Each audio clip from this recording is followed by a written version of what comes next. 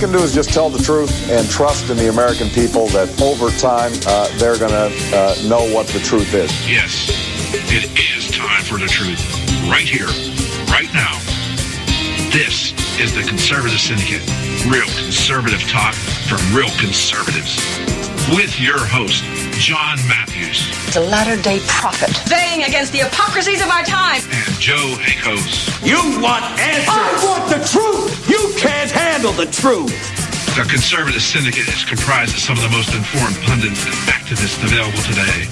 Together, we seek to tear down the imaginary wall of separation between church and state through education, information, and engagement on the religion of politics and the politics of religion. And now, your host on the globally syndicated Conservative Syndicate, John Matthews and Joe Hakos. All right, hey, how you doing out there tonight all across this great land of ours and around the world? It's that time. It's time for the Conservative Syndicate, real conservative talk from real conservatives, coming to you live coast to coast and around the world, where it's prime time, sometime, all the time, someplace. And we're glad to have you with us tonight. Big debate tonight, I guess. If you, I don't know what we mean by big. Maybe because it's the last one, we'll assign that word to it.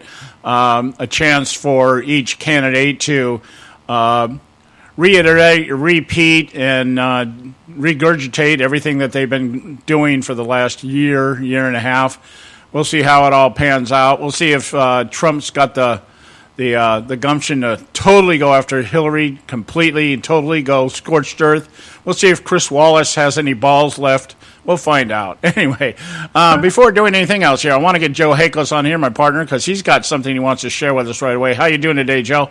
I'm doing good, John. It's the final debate in this campaign. Yay. 20 days away, and something's going to happen. There will be an election, and something's going to happen. There will be somebody else sitting in the White House come January, one way or another. So we're going to see what happens. And so in honor of, Mr. Obama and him leaving eventually, I was just looking at a thing in the Federalist Papers project site, and just, presidential nicknames that go down in history. We got, Andrew Jackson was Old Hickory, James Buchanan, Old Buck, Teddy Roosevelt was the Rough Rider. Okay, and so... And I was just, hey, we had to worry about Donald Trump saying dirty words or bad words 11 years ago. And so in that vein, John, I want to play this right here because I knew I heard this word somewhere before, and I'm going to play this. And so here we go. This is, you'll understand. It's going off. Let's get right to the president's speech last night on terrorism and bring in Lieutenant Colonel Ralph Peters. Right, Ralph, I have a question for you. I know you watched last night. I want to know, what were you saying to the TV as the president was speaking? What was your commentary as the president's speech unfolded? Well, first of all, he keeps speaking about we can't give in to our fears. Don't be afraid. Look, Mr. President, we're not afraid. We're angry. We're pissed off. We're furious. Yes. We want you to react. We want you to do something. You're afraid. I mean, this guy is such a total pussy. It's stunning. Yes, that's right. There's that P word again, John. And so what Donald Trump was actually saying is, I could grab these women by the Obama. That's funny. Yeah, that's the segment that got Colonel Ralph Peters kicked off of Fox for a while. I don't know if he's even back on anymore. Oh, yeah, I remember that. Yeah. Because that if you use that kind of talk on conservative radio of any kind, I don't know, Fox News is not conservative radio, but you know what I mean. Let's say any radio station or any outlet that is branded by the left as being conservative. All right, let's put it that way. Yeah. Well, this is Fox Business, and Colonel Peters was just on there, and and I don't blame him. He was. I mean, that was right after Obama came. Don't give in to your fears. Blah blah blah. And hey, yeah, absolutely, and that's what Barack Obama wants us to be. He wants everybody. We got little college kids all afraid of their shadows and Halloween masks and stuff. That's exactly what he wants America to be. Yeah. exactly. Yeah, it is. It's oh yeah. I'm feeling as I mentioned just before we came on the air here. I'm not sure what I'm feeling about tonight. I don't know what I'm anticipating. I don't know if I'm anticipating anything or if I'm anticipating everything. I don't know. I've just got these mixed feelings going on right now that should this happen, should this come down the pipe the right way or the wrong way, and we do find Hillary Clinton at the end of the evening on November 8th is the one with the most votes, I don't know what I'm going to think or what I'm going to do. I'm just like, okay. I mean, after I get done screaming, I don't know what I'm going to do after that. Yeah, I hear you, because I don't know what I'm going to do. How freaking dumb are we as a nation? Of course, I can understand that. We elected Bill Clinton twice and Barack Obama twice, so I don't have a whole lot of faith in the American voter anymore. But we need to get a lot of people out to vote if you want to have any kind of resemblance of a free nation or a nation that's going to have any kind of the Bill of Rights will be just thrown out the window. Because I know what Hillary Clinton's going to do. You can say, you don't know what Hillary Clinton's going to do. Yeah, I know what Hillary Clinton's going to do. When she gets the chance to nominate Supreme Court justices and the Senate. Oh, we have a Republican Senate. Oh, I don't give a crap if we had a Martian Senate. She's going to flood the Supreme Court with at least 3 Supreme Court justices that are going to shred the first 10 amendments of our Constitution. Absolutely shredded. Well, I this is what I see. I was thinking about this today, and that is because there was an article out there. Now I know there's probably no substance to this, but John McCain's out there telling the media today that if Hillary Clinton wins, they will indefinitely hold off allowing any of her nominees to go through. Yeah, right. Sure they will. Yeah, right. I know that. Well, that's what I'm saying. We know that the Republican Party by now is just talk. It's just talk. But I thought, well, okay, let's look at who's going. Okay, Kennedy is supposed to be leaving because he's getting too old. Ginsburg certainly won't last 4 years. Yeah, is she even breathing? Yeah, they've got that little oxygen tube probably just running up her butt right now to keep her going, So, anyway, for Hillary Clinton to put 2 justices on the bench wouldn't really be that big of a deal because it wouldn't really be that much of a change in terms of what they want. I mean, Ginsburg is probably right now the most liberal of all of them. Here's a woman that actually now is going out on the talk circuit, out in the shows and everything, and basically admitting that she adjudicates from the bench, and that's just the way she thinks it should be. So I'm thinking, okay, well, that would be okay. But the problem we have is that if they get that 6-3 split instead of the 5-4, then we are in a world of hurt. Now we are in a world of hurt. We'll be in a hurt, man. We will be in a hurt. I guarantee it. Yeah. So I think. To do something right now what I'd like to see at this point in time, what I'd really like to see is I'd like to see the Supreme Court basically become ineffective at all. I'd like it to stay 8-8, 4-4 split right now. Because what that really means is that anything that they don't want to hear, maybe that might accelerate them not wanting to hear anything because of the split, or some of these ridiculous things that down in the lower courts we win and then they get the Supreme Court and they get overturned. If they don't rule on them, then everything goes back to whatever happens in the lower court. Now, that works the other way, too. The left has got things that are being adjudicated down in the lower levels. But I think it may work to our benefit if we did. Now, we know that isn't going to happen because they're already saying, if you do this, the Republican Party, the party of obstruction. All right. Yeah, exactly. I still can't figure out where they got that from, since the Republicans do every damn thing that Obama wanted, and they'll probably do every damn thing that Hillary wants. Exactly. I mean, this. You know, listen to John McCain's mouth anything. I'd like to go to Arizona and smack every damn citizen that voted for him again in the head. I mean, for crying out loud! Oh, what? Why can't we get anything done in Congress? Oh, well, the Senate is just always so screwed up. You keep sending that moron back to freaking Washington D.C. You idiots! Oh, I know. Barry Goldwater has got to be turning in his grave. It's just, I mean, really, this is just ludicrous, just totally ludicrous that we're looking at, this guy, I guess McCain is still leading down there in Arizona for yet another term. I'm like, come on, you guys. He'll get reelected. The fact he won the primary means he's in there. I get the power of the incumbency, but why isn't anything different in Washington, D.C.? It'll never change. You keep on sending the same morons back up there. That's why. Exactly.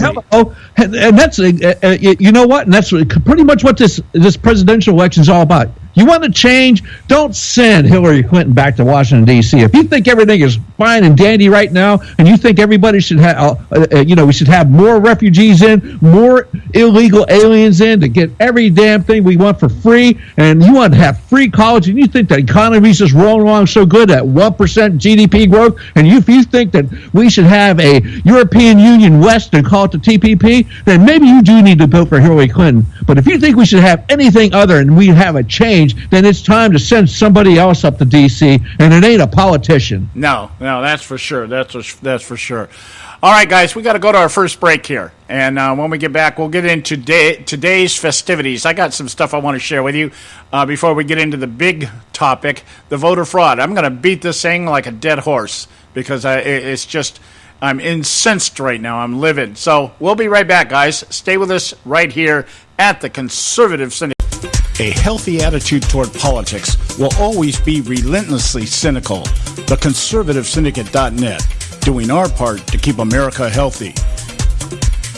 When our water heater broke down last month, it was a nightmare. It took 5 hours for the plumber to show up, and he charged us a couple of $100 just to come out. Then it cost another $1,800 to put in the new water heater. By the time it was all said and done, I felt like I'd been taken. But what else could I do? The smartest thing you can do is get a home warranty from American Residential Warranty. Their home warranties pay to repair or replace all your major appliances when they break, and they will break, and at the worst possible time. Call American Residential Warranty right now for free information on home warranties starting at just pennies a day. Don't wait for your refrigerator to stop running or your ceiling fans to stop turning. Call American Residential Warranty right now. Ask how you can save up to 50% on washer and dryer coverage. Just call 1-800-790-5960. That's 1-800-790-5960. Again, 1-800-790-5960. Call now. Limited time offer, 24-month commitment and credit qualification required. Cancellation fee, auto pay, and paperless billing and other restrictions apply. If you can't see the difference, why pay the difference? Switch to Dish for the best deal in entertainment.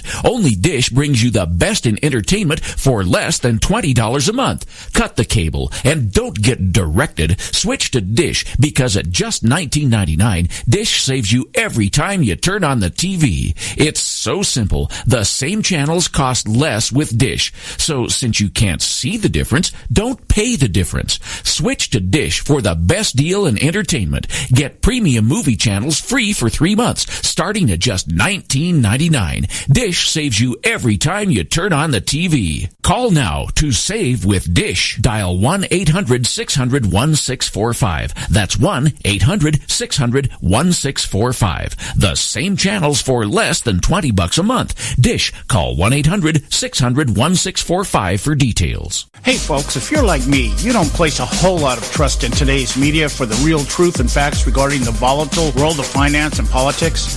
When I want the real scoop on money, I go to the most trusted source I know, my good friend and colleague, Bob Cardosa. Bob is a noted expert with a PhD in international finance who airs his nationally known, globally syndicated show, Robert Cardosa Live Daily, Monday through Friday, 3 to 5 p.m. Pacific Time. With Bob, you get the right information at the right time from someone who knows his business and can help you make the right decisions concerning yours. Again, Bob airs daily, Monday through Friday, 3 to 5 p.m. Pacific Time. Visit his website at robertcardosalive.com for information regarding stations and topics. That's robertcardosalive.com. Check Bob out. You'll be glad you did. Attention taxpayers. If you've received a notice from the IRS or state, do not ignore it. It's also a big mistake to try and handle your tax problem on your own. If you owe back taxes, it's a fact that the government has the power to take everything you own, including your home, business, wages, savings, and your freedom. But here's the good news. There's a special toll-free tax hotline set up especially for you. This tax hotline will tell you about new programs that are geared to help you dramatically settle, reduce, or eliminate what you owe. But you have to call now. Take down this number or put it in your cell phone. But call 866-761-0959. 1-866-761-0959. When you call, you get free information on how you can reduce or eliminate back taxes, including penalties and interest. You can also be helped if you have unfiled returns, a tax lien, wage garnishment, bank levy, or if you've been entered into a payment plan but can't make the payments. Don't make the big mistake in thinking you can ignore or handle your tax problem on your own. You can stop the collection process immediately. Call this special tax hotline today for free info at 1-866-761-0959. That's 1-866-761-0959. 1-866-761-0959. Don't get your panties all in a bunch. The Conservative Syndicate.net, exposing weapons of mass distraction.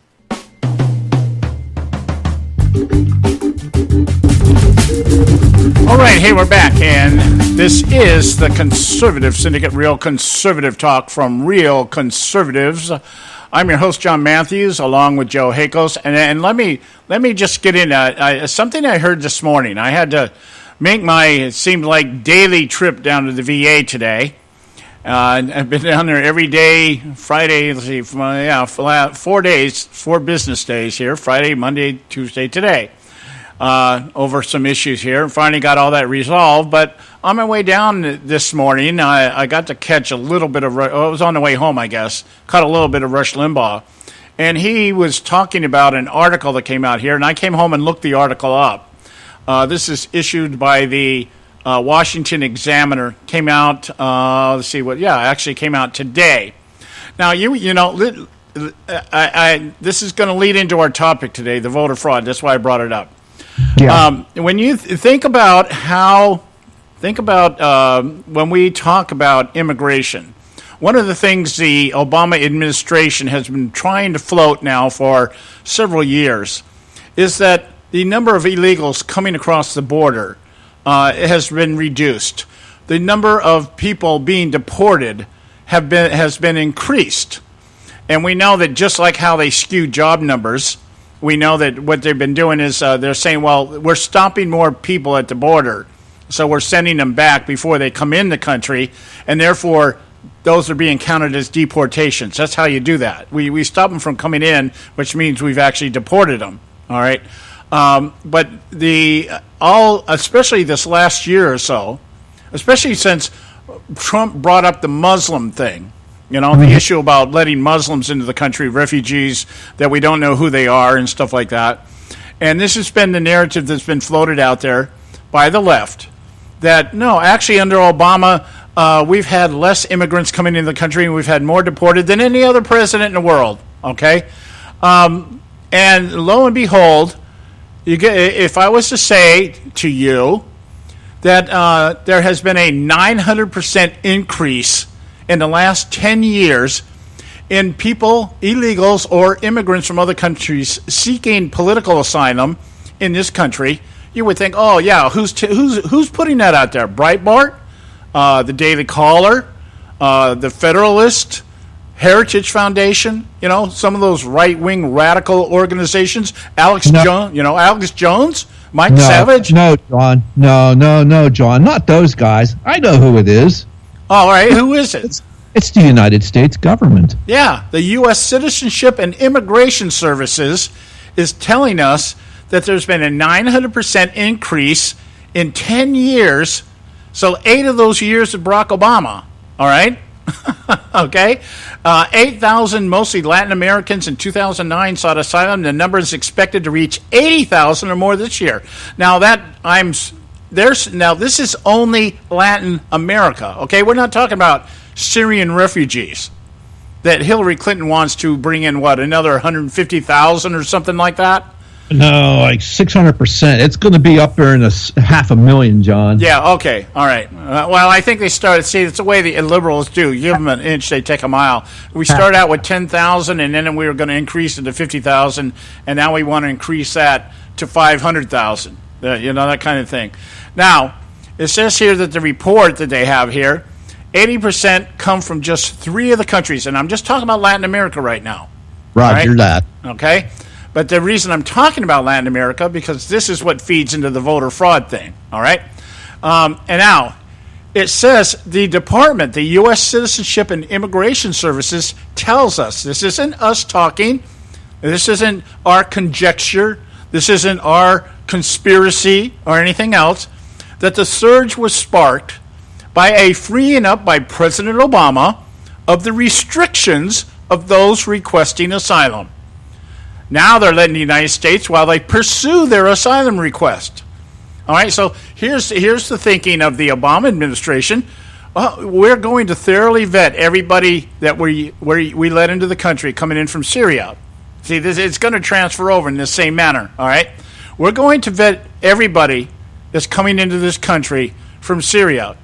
But while we're vetting them, we'll let them live here. That's really what they're saying here. Yeah, we're going to make sure that we know who it is coming in the country, but we'll let them in the country first, and then we'll try to figure out who they are. And right. you know that isn't going to happen because they're too busy putting U.S. citizens on no-fly lists. Yeah, and we got to frisk every United States passenger on an airplane. Right. And they're saying here that the House panel found that 90% are granted asylum, 30% of the requests are fraud-free.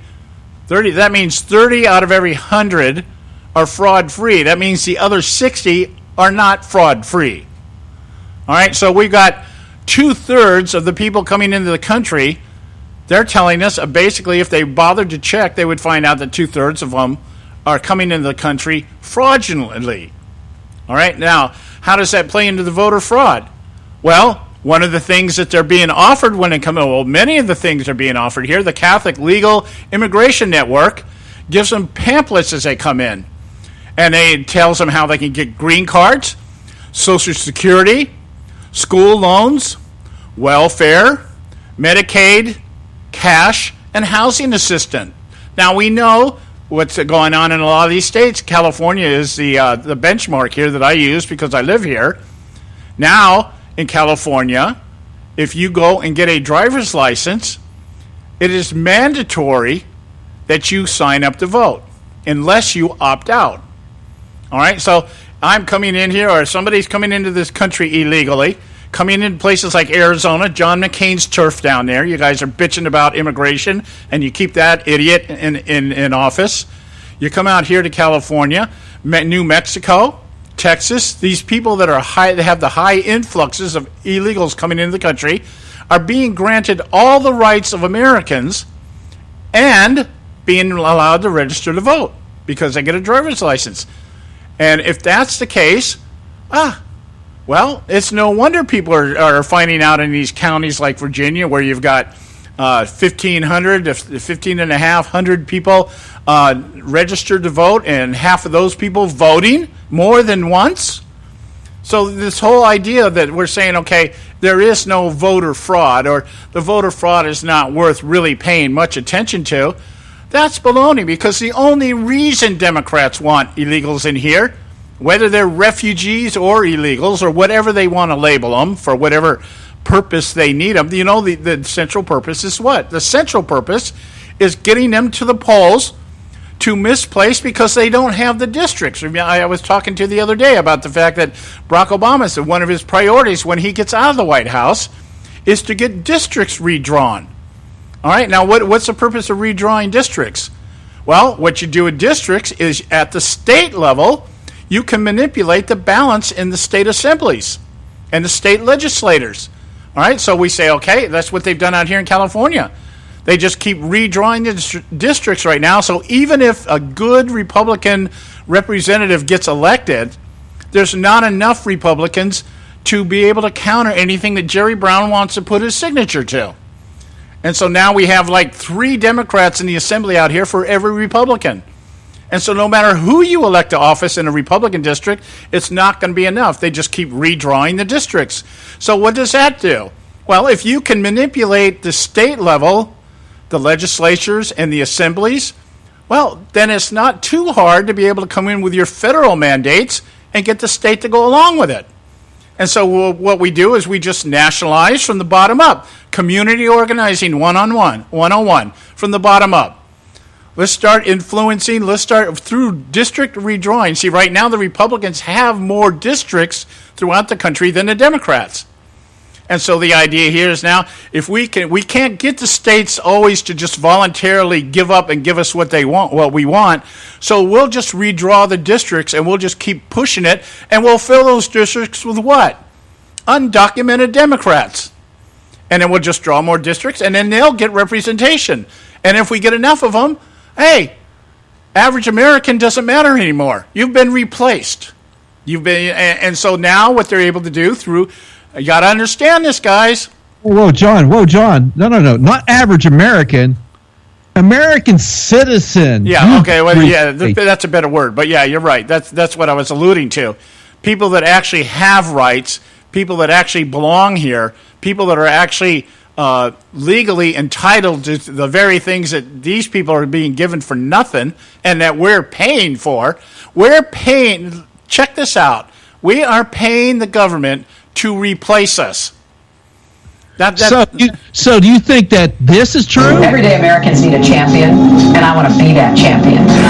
Yeah, you want to be that champion? Well, only if you're illegal here. Yeah. Because you don't give a crap about the actual Joe citizen or anybody else. If you're born in this country, too flipping bad. Because it don't matter to you. If you're old, too flipping bad. It doesn't matter anymore. If you're a citizen, these people do not care if you're a citizen anymore. They only care if you're an illegal. They care about illegals. They don't care about veterans. They don't care about active duty. They don't care about anybody but the illegals. That's all you've ever heard about. And if you think, well, the Democrats aren't concerned about illegals, and no, they wouldn't go there. See, that's the problem. Here's the problem. What's the problem? This is what I see out on social media.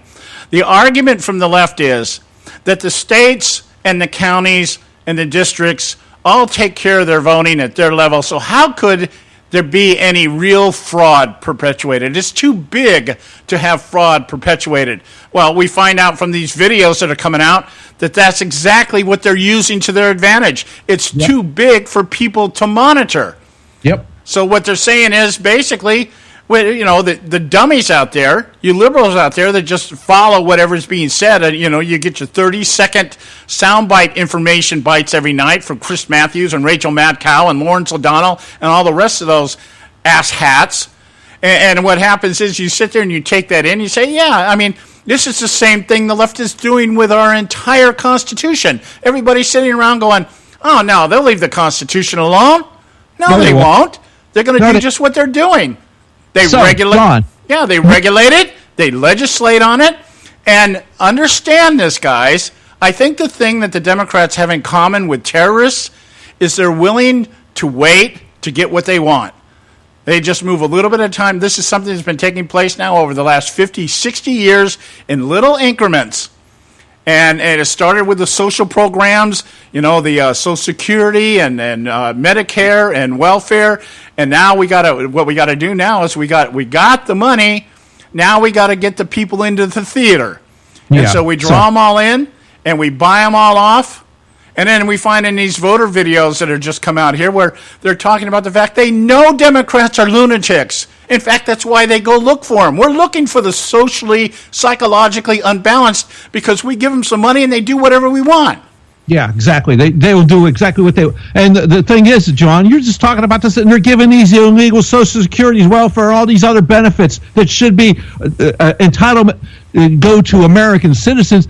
You know what pisses me off? I got an airman sitting in my freaking shop, sitting in my squadron at work, can't get WIC. He's going to have a baby and can't get WIC because he makes too much money. These people come in, he's serving his nation, stands up, raises his hand, and he can't get these benefits.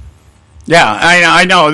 But the way I see it, the way I look at it, when I'm out in the store, and I see the Hispanic woman there at the counter with her kids, one for every year for the last 5 years, ages 1 through 5, and she's out there using her WIC and the food stamps and everything else to pay, and her husband's standing in line behind her with his money that's been paid underneath the table with his Corona beer and everything else, all the other stuff, all the goodies. You know, she's using WIC and food stamps to feed the kids, and he's supplying beer for his buddies, and you know, they work in tandem that way. I see that all the time out here. These people think we're just making this up. Well, after we come back from the break, I'm going to read something to you, and this is from the Hillary Clinton campaign from the top. All right. All right. Okay, we got to go to our break here. We'll be right back. Stay with us right here at the Conservative Syndicate.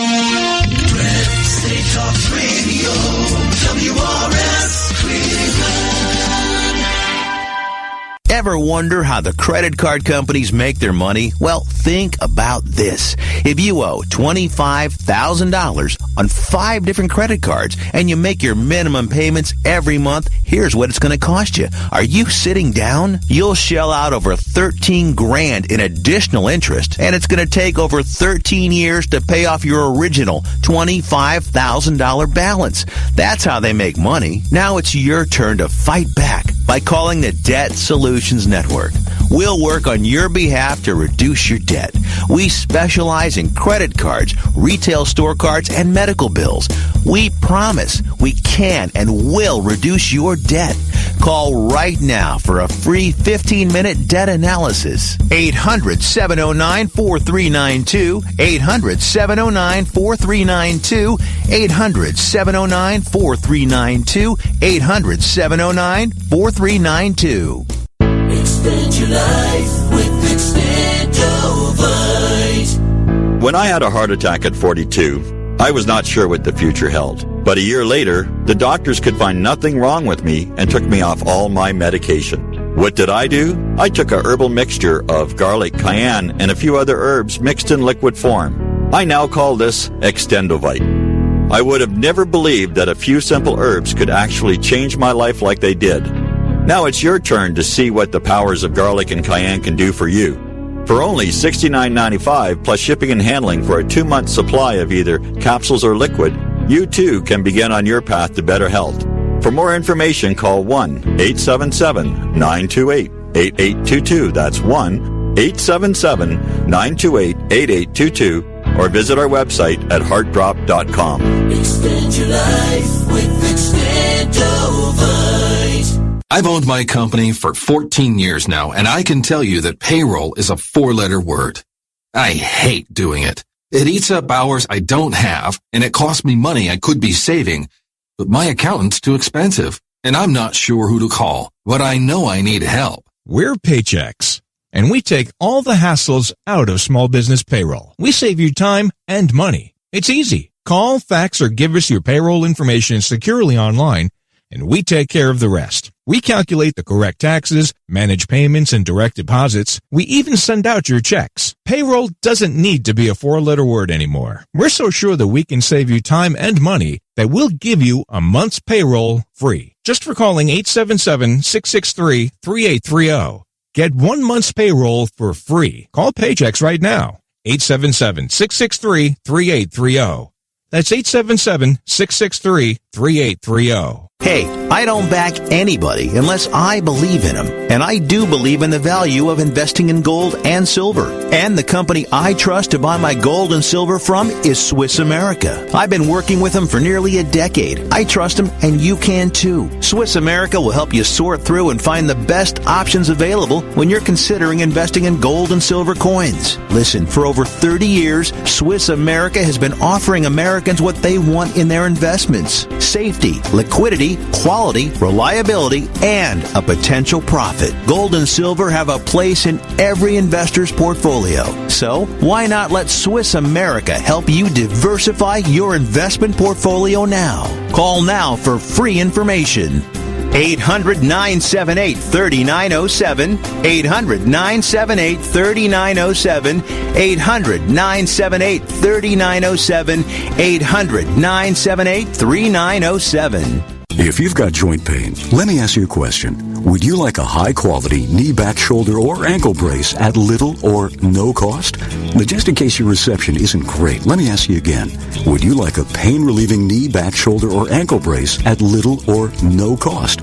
Well, if you have Medicare insurance, you could qualify for these pain-relieving braces at little or no cost. And these are high-quality braces. They are very comfortable, and they've helped thousands relieve their pain. Now, I'd like you to imagine going on vacation, playing with your grandkids, just living your life again without pain.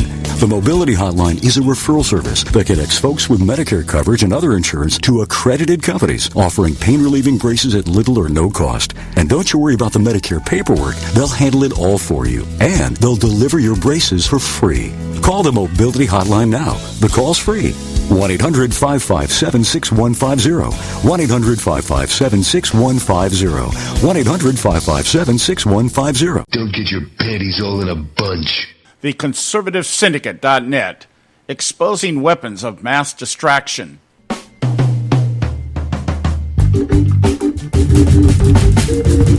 All right, hey, we are back, and you are listening to the Conservative Syndicate, Real Conservative Talk. From Real Conservatives, I'm your host, John Matthews, along with Joe Hakos. And we're going to get into this. What I tried to give you here was a little foundation here about this situation with the illegals, and the purpose of illegals to the Democrat Party is simply to begin to build up, replenish the population, replace where necessary, and replenish. Keep that a constant stream of illegals coming into the country, whether they be refugees or whether they be actual illegals coming across the border illegally, whatever. The point being is that let's get them dependent on government as quick as possible, and then let's give them a ballot. And, in a lot of these countries, they're already coming from tyrannical dictatorships, stuff like that. So it's no big deal. It's just, hey, this is a tyrant that will actually give us something, So, hey, most of them are uneducated. Most of them can't speak English, for crying out loud. I can tell you that. I live here. I know what it's about. Okay? You got to, I mentioned wanting to run for office out here. You got to pay $600 a language to have all the things printed and interpreted, just to get a minimum of 6 languages. All right, $3,600 to talk to people that I could give a rat's ass whether they vote for me or not. Okay, so I want the Americans. I don't care about the rest of them. All right, this sounds cold, cruel. So what? That's the way it is. All right. Now Joe has. We got that one of the latest releases here. And it falls right in line with this whole idea of how do we get illegals, 1, into the country, and 2, then how do we get them to the polls without anybody making a big hoo-ha about it? Go ahead, Joe. So, go to the conservativesyndicate.net. All right there on the page, John has posted a video from Project Veritas Action, and it shows James O'Keefe and his buddies in there with our friends on the other side there that don't really give a crap about the integrity of the American voter and how they vote and how they're trying to steal and rig. And basically they talk about, hey, how do we get these people? What do you need to vote? Well, you need to have an ID card and, maybe a paycheck stub or something like that. Well, we get from our friends at WikiLeaks yesterday, and I'm going to read from the Political Insider here, Mr. Kozar, who is writing about this, and it's basically WikiLeaks releases details of exactly how Hillary is stealing the election. And we're just talking about this. So the newest bombshell from the John Podesta, who was running Hillary Clinton's campaign, emails leaked by WikiLeaks confirms exactly why Democrats and Team Hillary want open borders and more immigration. More immigration or just any immigration, illegal or otherwise. Because more immigrants means more votes, and that's what John was just saying. Podesta explains in an email that illegal immigrants can vote regardless if they are a citizen or not. More than half of California driver's license in the past years have been given to illegals. Now, you know why the Democrats support this? Because it's voter fraud. Yep. Here it goes right here. This is to John Podesta. What itch do you think we need to scratch? The reward here is not our favor. This issue in any form hardly front and center of the lives and minds of voters, and on the other side, any perception of focusing on the issue could be viewed as to playing to a political audience, could be problematic. There are 180 million people registered to vote. I just don't think they're going to view registering to vote as so difficult. Am I missing something here? It is signed Joe, and it's for Joel, and it's sent from an iPhone. and this is from February 3rd, 2015, John Podesta wrote, I think Teddy's idea scratches the itch, and it is pretty safe and uncomplicated. On the picture ID, the one thing I've thought of in space that is, if you show up on an election day with a driver's license with a picture, attest that you are a citizen, you have the right to vote in a federal elections. Signed, JP from John Podesta. And then the other thing was Joel Benson. He was talking about it. And he goes, oh, and then so Mr. Just out of the blue, a tweet from Grant for Trump, Grant 503. Ever wonder why Dems want illegal aliens to have driver's licenses? Voter fraud. 10 states allow it. And this is what the Democrats are going to use. So the chairman of the Democratic presidential candidate is openly encouraging for voter fraud. Yes, that's John Podesta. That's the reason why these emails are so important from WikiLeaks. And why do you think the Clinton News Network, oh, that's right, CNN. Remember how we used to call it that all the time back in the day? Well, guess what? They are exactly that. Why do you think they never talk about these? Why do you think that MSNBC doesn't talk about it? Why do you think about NBC doesn't talk about it? Why do you think even Fox barely talks about it? Because these people want to. Well, who would this help? This would help their agenda, which is to have open borders, and the globalists will win. Who's going to win? The average American citizen's not going to win. The American worker's not going to win because those jobs are going to be taken up by these people. And we already know that they get everything in the world handed to them. Come out here, get a driver's license, vote the way you have to vote. Wink, wink, nod, nod. Ha, ha, ha, ha. Yeah. And now all of a sudden, hey, American voter, American citizen, you don't have squat. They don't give a crap about you. Don't give a crap one iota about you, American citizen. Remember that. Do not give a crap. Everyday Americans need a champion, and I want to be that champion. Ha ha, everyday Americans need a champion, and it's certainly not going to be Hillary Clinton. No, and I want to add one footnote here to what Joe is saying here. I really, because I'm telling you, one of the things that we're going to hear from Hillary Clinton tonight, if this topic is approached by Chris Wallace about the video and the email leaks, I can't imagine him not at least trying to mention that. I don't know how deep he'll go with it, but I wanted the emails that Joe just read to you. Okay, I want to make it a note. I want to note here where the original email came from that generated this chain. All right, it's very important to understand here. So when you hear Hillary Clinton tonight deny that she knows anything that was going on between the DNC and these operative groups out there that were out there trying to disrupt Trump rallies or that were disrupting, and the plans that they had to go in and create voter fraud and everything else. The first email that generated this whole thing is dated January 28th. The emails that Joe just read you were all dated between February 3rd and 4th. So we're talking about a spread of 2 or 3 days. Okay? Maybe it took place on a weekend. I don't know what day it was. Anyway, Wednesday. Wednesday, January 28th. All right? January 28th, Wednesday, from Huma Abedin to Cheryl Mills and Robbie Mook, Hillary Clinton's campaign manager. Subject, today. I can't remember if Robbie or I already shared that President Clinton and Chelsea are joining today's meetings and looking forward to meeting all of you, just to be sure you know. All right, so these meetings, the meeting that generated this chain of emails, Bill Clinton and his daughter Chelsea attended that meeting. Let's put some context to this. So I'm sure Bill didn't go home and not mention it to his wife. Oh yeah, by the way, we were at the meeting today and we talked about how to perpetuate voter fraud.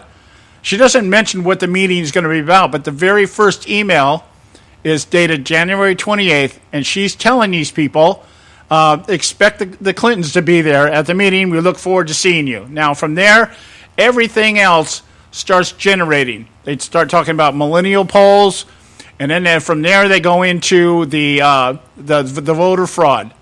And they talk about modernizing voter registration.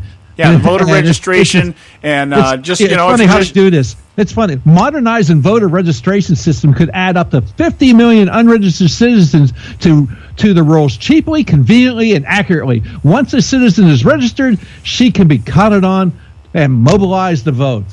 Right. And they emphasize wanting to use online voting. Online voting is going to be the primary way that they're going to perpetuate this and get everybody. You can sign online. And I have something then in that context. I got this thing as a chain. It's a domino effect if you just follow where these emails are leading. I'm going to share it with you when we get back. We got to go to a break. But there is a state today, Indiana, that is reporting they're having problems with their online voters. There's mass changes being made on registrations of people that have signed up to vote online.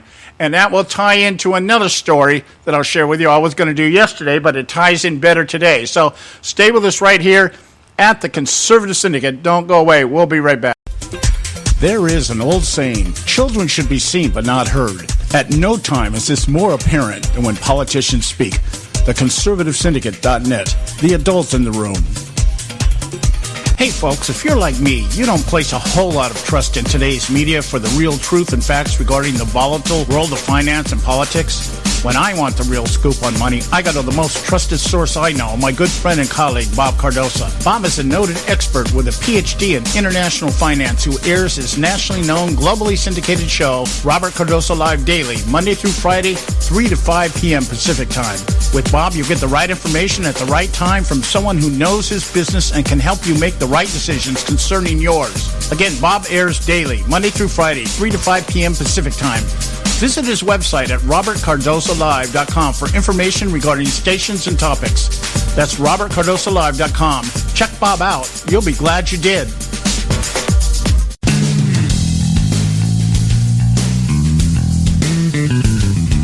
History affirms a vibrant civil society thrives on freedom of conscience, religion, and choice. Any society absent these qualities stifles individual responsibility and accountability, thus enslaving its people by denying them their potential for goodness, creativity, and altruism. To that extent, oppression, coercion, and totalitarianism are multiplied exponentially. To counter such outcomes, the American Freedom Alliance was formed. The AFA is a nonpartisan, non-aligned movement which promotes, defends, and upholds Western values and ideals. The Alliance strives to build an international coalition of citizens of the West who together promote and protect moral values, democracy, and freedom. To find out more and become part of this valuable asset in the preservation of freedom and all its rewards, contact us at AmericanFreedomAlliance.org. That's AmericanFreedomAlliance.org. Let freedom ring. Don't get your panties all in a bunch. The ConservativeSyndicate.net, exposing weapons of mass distraction.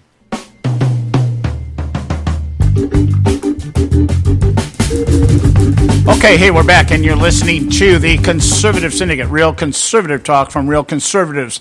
And as Joe mentioned, you might want to check our website out. We got that video up there, the one that broke here. I think it's part 1 and 2, I believe. I'm not sure. But it's 16 minutes long, and it's part two of the 2-part videos. Yeah, and I understand part 3 was released today, but I haven't had a chance to look at it. I saw something out there on social media that was released just a little while ago, but haven't had a chance to look at it. But I wanted to just reiterate a couple things here. First, the email chain that we're talking about right now was generated from the originally Huma Abedin on January 28th of 2015. Okay, so we're coming. This is in the beginning of the Hillary campaign. The beginning. Yes. All right. And it's not. If you're going to look this up on WikiLeaks, look up Millennials Poll. Millennials Poll is the subject you're talking about. And you'll be able to see the emails. So you can see how just underhanded they are. Even when they're talking to each other, they talk in code and everything, and they talk around subjects. You know, the stuff that John and I were taught not to do. When we were doing the Cold War warrior kind of thing. Yeah. So I'm looking at in this email chain. I'm now looking at an email that was written by Dan Sherwin on February 3rd, 2015. And he says, if folks are interested, here's a write-up we had done on modernizing the registration system. Now, I want you to see the double talk here, the double speak. Modernized voter registration. Experts agree that the single biggest barrier to voting is a shoddy voter registration system. Researchers at Harvard and MIT found that in both 2008 and 2012, millions of Americans tried to but were unable to vote because of problems related to voter registration, and millions more thwarted by registration deadlines. Oh, there was a deadline, and residency requirements. Oh, my God, you couldn't get there because you didn't live there, and my goodness, you couldn't do it in time. Oh, my, that's called personal responsibility. Yeah, the Nonpartisan Election Protection Voter Hotline consistently reports voter registration problems as the most prevalent. I want you to remember that name, Election Protection Voter Hotline. Just store that away in your mind for a minute because you're going to hear about it again. Moving toward more universal voter registration has the potential not only to resolve persistent barriers that thwart voters, but also to significantly expand the electorate. Hey, just keep that in mind, too. Okay, according to census data, more than 1 in 4... voter registration, okay? All right. I just want you to keep in mind comprehensive immigration reform. Right, and that's what we're talking. They're talking here about expanding the electorate through a revised or redone voter registration system. According to census data, more than 1 in 4 voting eligible Americans, more than 50 million people, are not registered to vote.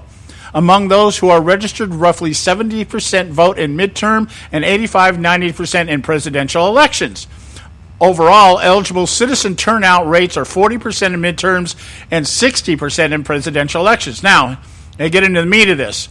Modernizing the voter registration. Now, all that really sounds, one, intelligent. It really sounds informative. That was their way of saying we're not able to expand the electorate to our favor because there's requirements. That's really I just translated the whole thing to you. What they're saying is we have a problem in getting more people in the electorate because there's too many requirements. All right, does this sound like something else, perhaps like refugees and health care and assistance, government assistance? All right, now modernizing the voter registration system could add up to 50 million unregistered citizens to the rolls. They use the word citizens. All right, we're not talking about citizens in there, okay? Cheaply, conveniently, and accurately. Once a citizen is registered, she can be courted and mobilized to vote. I guess it must be talking about women. All that is required, here it is, guys. All that is required is a simple shift in paradigm. If you don't know what paradigm means, narrative. All that is required is a simple shift in the narrative to one in which government takes responsibility to ensure that the voter rolls are complete and accurate. What's that mean? Mandating. The government needs to control. We're not talking about state government here. We're talking about federal government. They need to nationalize, drawing on modern database technology and government agency contacts. All right? Internet and government intervention. Under a modern voter registration system, every eligible citizen who consents would be seamlessly registered to vote whenever interacting with a government agency. What's that mean? You go get a driver's license? Hey, we can enroll you to vote. And her information would be securely transmitted electronically to election officials. They're talking about a plan here. This is talking about creating a national database for voters. That's what they're talking about here. Okay? This is like getting the FBI and the CIA to share files so that they can do their intelligence gathering and all the things that they have to do. Now, here it is. The legislation, the Voter Empowerment Act, which I guess was passed in 2012 and 2013, had voter registration modernization as a centerpiece, but the bill was not reintroduced in 2014. So they were trying to get this thing passed for a number of years, but it didn't come back up for a vote in 2014. Well, let's understand who was sponsoring this bill, John. This is Representatives Lewis, Hoyer, Claiborne, Conyers, and Brady, and Senator Gillibrand. All wonderful, wonderful Democrats. All Democrats. Now, Political considerations, as noted, the public broadly supports modernizing voter registration and bringing our antiquated paper-based system into the 21st century. Portable registration, in particular, has overwhelming support. Voter registration modernization also has strong bipartisan support in the states, though not in Congress, especially among election officials. I go back talking about my districts here. If you can redraw enough district lines, you've got the states coming on board with anything the federal government wants to do. Now, excuse me, got a burp there. All right. So what they're talking about here is wanting to create the online voting system. And what we find here, now I want to take this and tie this into what I was going to say earlier. We have here, let's see, let me get down here to the article. Okay? Indiana, the place where they're talking about in these emails, are mentioned in the emails. I told you Indiana, and the election board. Remember I mentioned the election board. The people that the hotline. All right? Remember that hotline? Indiana's chief election officials said yesterday, that thousands of voter registrations were altered, raising concerns about possible fraud and prompting her office to warn voters to check whether their information is correct online and vote early to avoid problems on Election Day. Secretary of State Connie Lawson said that in a statement that Indiana's online voter registration database had not been hacked, but records have been changed on paper forms, online, and at Bureau of Motor Vehicle offices. Changes are being made down at the DMV. At this time, my office is not sure why these records were changed, but we have evaluated the statewide voter registration system and have found no indication that it has been compromised. The Indiana incident comes amid heightened scrutiny of voting systems ahead of the general election on November 8th. The Department of Homeland Security has warned states of attempts to hack election systems and Republican presidential, okay, it goes on. That stuff's irrelevant here, okay? The Indiana voter registration problem surfaced when voters contacted the Secretary of State's office after discovering through the online voter system, voters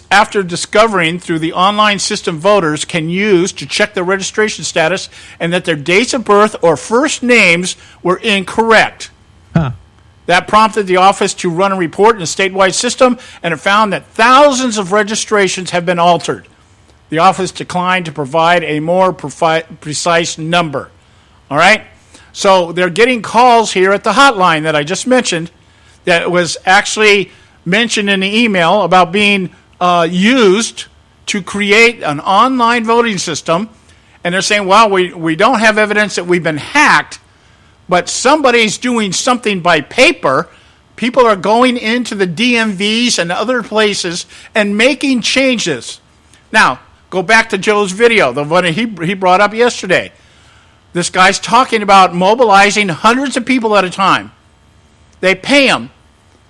And they send them out. So what better do? He was talking about, we're going to mobilize 500 to go down to a Trump rally.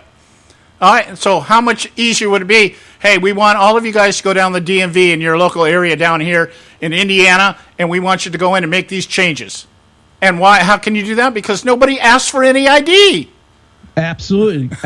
They don't ask for ID. Yeah, they're not asking for ID. John. We're at the top of the hour, John. We're going to cover this. Well, we got about 30 seconds left here. And so what I'm saying here is that everything that was just mentioned in these emails is already coming out. Yes. They want an online system because it's easier to manipulate. There's no bodies. There's no body count. There's no ID. You can't ID who the bad guys are.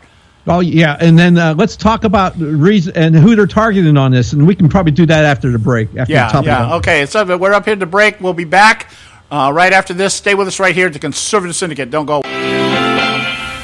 Stripping money from the U.S. military budget to pour into government school systems is simply exacerbating two major problems. Hello, I'm Ron Edwards. On today's page from the Edwards Notebook, government schools in America have for years received enough money to ensure that more money is spent per student throughout the Republic than almost any other nation on earth. Yet, overall, America ranks 30th in the world in education quality, proving that spending the most money does not ensure the highest quality. Especially since the actual goal of American government school educators is to indoctrinate American students into being glorified, socially conscious globalists who are more in league with the United Nations, open borders, and climate change dogma than reading, writing, arithmetic, and true American history. In addition, the stripping away of needed funding from what has been the best military in the world has produced massive shortages in needed supplies at every level. Thus, the military is now at best heavily strained in the effort to protect America and maintain stability throughout the world. Hopefully, the scenario of double trouble is soon corrected through a return to providential guidance and an appreciation for America the Beautiful. I'm Ron Edwards. A healthy attitude toward politics will always be relentlessly cynical. The ConservativeSyndicate.net, doing our part to keep America healthy.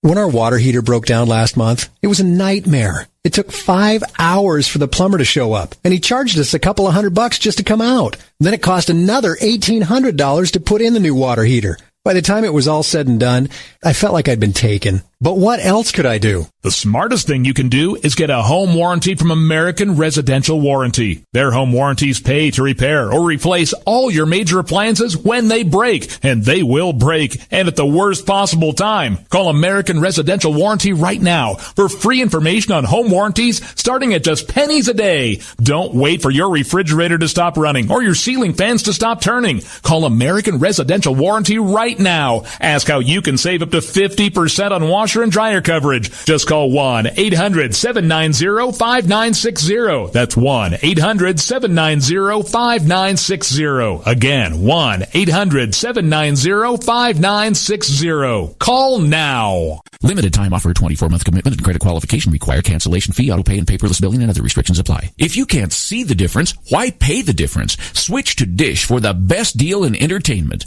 Only Dish brings you the best in entertainment for less than $20 a month. Cut the cable and don't get directed. Switch to Dish because at just $19.99, Dish saves you every time you turn on the TV. It's so simple. The same channels cost less with Dish. So since you can't see the difference, don't pay the difference. Switch to Dish for the best deal in entertainment. Get premium movie channels free for 3 months, starting at just $19.99. Dish saves you every time you turn on the TV. Call now to save with Dish. Dial 1-800-600-1645. That's 1-800-600-1645. The same channels for less than $20 a month. Dish. Call 1-800-600-1645 for details. Hey folks, if you're like me, you don't place a whole lot of trust in today's media for the real truth and facts regarding the volatile world of finance and politics. When I want the real scoop on money, I go to the most trusted source I know, my good friend and colleague, Bob Cardoso. Bob is a noted expert with a PhD in international finance who airs his nationally known, globally syndicated show, Robert Cardoso Live Daily, Monday through Friday, 3 to 5 p.m. Pacific Time. With Bob, you get the right information at the right time from someone who knows his business and can help you make the right decisions concerning yours. Again, Bob airs daily, Monday through Friday, 3 to 5 p.m. Pacific Time. Visit his website at robertcardosolive.com for information regarding stations and topics. That's robertcardosolive.com. Check Bob out. You'll be glad you did.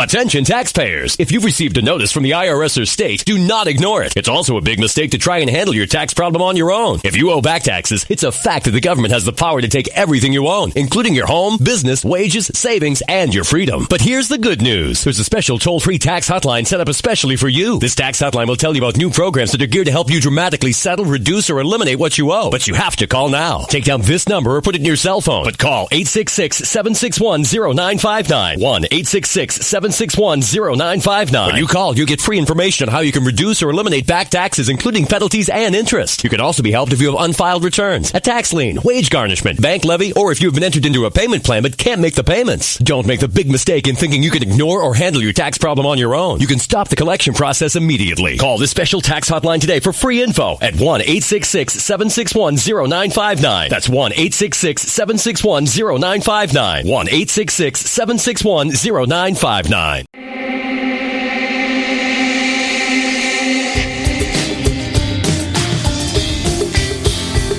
Hey, all you can do is just tell the truth and trust in the American people that over time they're going to know what the truth is. Yes, it is time for the truth. Right here, right now. This is the Conservative Syndicate. Real conservative talk from real conservatives. With your host, John Matthews. It's a latter-day prophet. Weighing against the hypocrisies of our time. And Joe Hakos. You want answers. I want the truth. You can't handle the truth. The Conservative Syndicate is comprised of some of the most informed pundits and activists available today. Together, we seek to tear down the imaginary wall, a separation between church and state through education, information, and engagement on the religion of politics and the politics of religion. And now, your host on the globally syndicated Conservative Syndicate, John Matthews and Joe Hakos. All right, hey, we're back. Hour two right here at the Conservative Syndicate, real conservative talk from real conservatives. And I'm your host, John Matthews, along with Joe Hakos. We're talking about voter fraud because I'm certain, my gut check tells me I would not be surprised if this is what opens the debate tonight. I don't know if Chris Wallace is going to go out on the limb very far. He may open it up in the beginning to try to get it out of the way to help Hillary, that kind of thing. I don't know. But I'm sure, it can't go without mention, if nothing else. And if I was Trump at this point, I'd be coming back. If they ask me, well, what do you think about foreign policy? Well, you know what? I think emails are more important. What do you think about immigration reform? No, I think right now emails is what we got to be talking about. That's what I would do. I'm like, I don't want to answer your questions. I'm going to use my time to do this. You ask me all the questions you want. I'm going to use my time to do this because you in the media are not doing it. Yeah, exactly. You're not going to cover this, so this is the only way that a lot of American people are going to find out about it is tune into a debate like this and actually talk about it that way. Yeah, because And if you're mad at me, Mr. Wallace, if you're mad at me, Chris, because I won't answer your questions, so what? Yeah, who cares? Yeah, who cares? You're not going to vote for me anyway. Yeah, exactly. You're not voting for me anyway, Chris. None of these people in the media are voting for Donald Trump anyway. Yeah. None of them. So, anyway, back to this thing here. I want to just kind of recap here. We'll take this time to recap so that we can continue to build on this. Joe brought up here this email chain. He started with the reply from John Podesta, but we want to remind you, this is a chain that was generated from the original message from Huma Abedin on July 28th that there was going to be a meeting regarding voter registration. The get out to vote kind of thing, although it wasn't mentioned that way. But everything subsequent to her reminder that Bill and Chelsea Clinton were going to be at this meeting, so it must have been talked about at the meeting, and now they're exchanging views and opinions and ideas as to how they're going to increase the voter rolls, because that's obviously something that's very important to Democrats. We got to increase those rolls. Millennials. They're talking about millennials. They're trying to get millennials out. And how to get millennials out to vote, these young people, because, Bernie Sanders has the millennial vote. Yeah, and it really mattered to them because they had already plotted and planned that they were going to steal this election from Bernie Sanders. There's no way Bernie Sanders, as we said on this show many times before, Bernie Sanders had no shot in hell of getting this election, getting a nomination from the Democratic Party. We laughed about him coming into this race at the very beginning, but looking back on it now in retrospect, I think he could have won the nomination had it not been. In fact, as far as I know, the day that Hillary Clinton was given the nomination, the day she got the nomination, and she didn't get it by winning the primaries. She got it, I think at some point Bernie Sanders actually conceded and said, okay, this isn't going to work. I'm not going to be able to win enough or whatever. But I do remember this. I remember the day that she was, quote unquote, the day she cinched the nomination. Mm-hmm. She was actually 100 delegates short. And the only reason she cinched it was mathematically because of the superdelegates. The superdelegates. And that, the fix was in from the beginning. Yeah. Now, and it's really funny here because I'm going to allude to these superdelegates again in context with everything else that I'm alluding to. But let's finish the refresher here. Yeah, because we're dumping a lot of data on you here, and I want to make sure you are able to keep it in context and chronologically and everything. Huma Abedin sends out an email on January 28th. We're going to have a meeting. Bill and Chelsea Clinton are going to be there. Apparently, one of the topics, if not the topic, was about voter registration. How are we going to get more people to vote? Subsequent conversations were about how do we reach all these people out here who, one, are not registered to vote, and like millennials, and whatever. The number they came up with was 50 million. They needed 50 million more people to register to vote. And it evolved into a conversation about modernizing the registration system through online voting that would be perpetuated through agencies like the DMV in respective states and any government agency. People could go in and register to vote, or through those agencies and their websites, you could register to vote. Okay, like out here in my city here, out here in Norwalk, California. If you go on the registrar's site out here in Norwalk, there is now a whole section on how you can register to vote.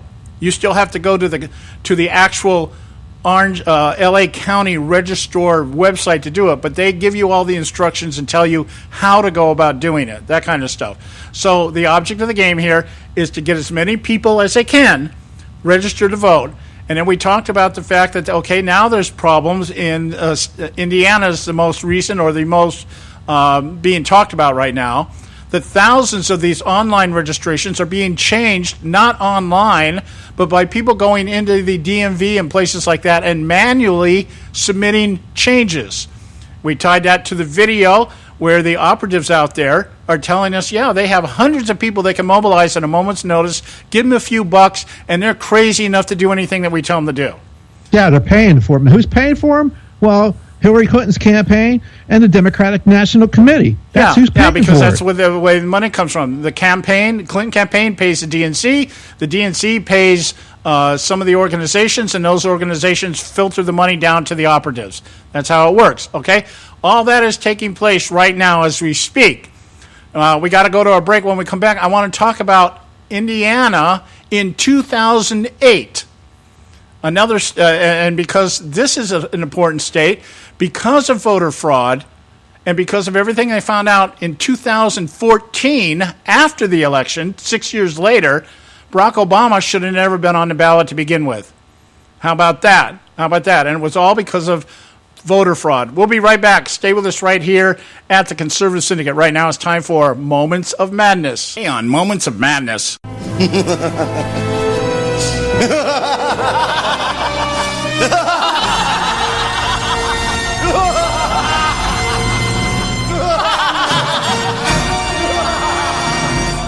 There have been several strategies employed by the elitists, operatives, and media lapdogs to stop Donald Trump. Charges he is of bad temperament, lacks the ability to articulate conservative principles, is unqualified to lead our armed forces or govern the most diverse society on the face of the earth because of his language, racist, sexist, and xenophobic views have fallen short in bringing about his political demise. The elitists that for decades have greased America's political machine, undetoured and unopposed, find themselves at a loss as to how to eradicate the Trump phenomenon. And that's just the Republicans. On the other side of the political asylum are attempts to shame deplorable Trump supporters by claiming they are proponents of white privilege, while deploring white soccer moms their little girls may learn about promiscuity from someone other than Beyonce and Planned Parenthood, and inciting minority demographics to stand together against the man that has made millions at their expense and cares not about their socioeconomic plight. Though these strategies and tactics have been successful to some degree in hindering Trump's scorched earth trek through the establishment rank and file, the best the elitists and their minions have to show is a single-digit lead in the polls, if the polls are even accurate. However, the disapproval numbers remain virtually even between the angry Donald Trump and the corrupt, politically two-faced, pathological liar Hillary Clinton. So, as the latest all-too-well rehearsed tactic to discredit their opponent with charges of sexual exploitation and assault with yet another bimbo eruption begin to subside, the establishment has one arrow left in their quiver. That is voter suppression. The left has always benefited from a low voter turnout. Having offered the electorate the lesser of two evils in the last 6 election cycles, many on the right simply do not care enough to make it to the polls. The only new variable this time around is the GOP has joined them in their plot. Trump's accusation the system is rigged has squelched the discontentment that has kept so many from voting for decades or not at all. His charges of disenfranchisement of the silent majority ring true, as we have learned the DNC plotted to make sure Bernie Sanders would not be credited with exposing the Democrat Party as socialist disguised as capitalists. The preservation of the establishment required one of their own to be handed the baton. Evidence of voter fraud is beginning to pile up like Hillary's email leaks, proof of collusion with Wall Street, and corruption between almost all of the federal government's agencies, including the FBI and CIA. Here's the madness. The brilliance in the left's strategy to suppress voter turnout this time around is by suggesting Donald Trump's assertion of collusion between establishment elites and the media to sequester the silent majority is actually a tactic by Trump to deprive real Americans from exercising their right to vote. This time, they have accomplices. Consider from the outset of the primary season, many operatives and leaders of the GOP have voiced such disdain for Trump, they first said they couldn't honor their pledge to support the Republican nominee. When that didn't rein Trump in, they began to endorse Clinton as the better, more qualified leader. The rift between rhinos and conservatives has been exposed to its core. It isn't about ideology or principles. It's about self-preservation and profit. Another schism has also ruptured the surface of pretend politics. The schism that has existed secretly in the catacombs of the Christian church for decades. Megachurch leaders claiming the evangelical brand have suddenly found self-righteous indignation that a heathen like Donald Trump is being supported by their flocks. They are telling us to vote for Trump is to vote against all Christians claim to be. They even lament not voting for Mitt Romney, who they now say was a man of character, forgetting completely he is also a Mormon, and as we now know, part of the establishment that supports Clinton over his own purported beliefs. Never mind, the only other viable alternative is to vote for Hillary Clinton, who also violates doctrine and values, or a third-party candidate that will result in basically throwing our vote away, serving to put Clinton in the White House. Never mind the fact that had they begun to voice moral concerns back when Hillary's husband was running, we might not be facing judgment from the God they claim to honor and follow. The truth is, real Christians are in a catch-22. As I stated, many Christians abstained for voting for Romney in 2012 due to his religion. I was not one of them. I voted for Romney for the very reasons the Christian elites now laud him. And I remember being criticized by other Christians like myself for placing Romney's values over our faith. Voter suppression in that election gave us another Obama term.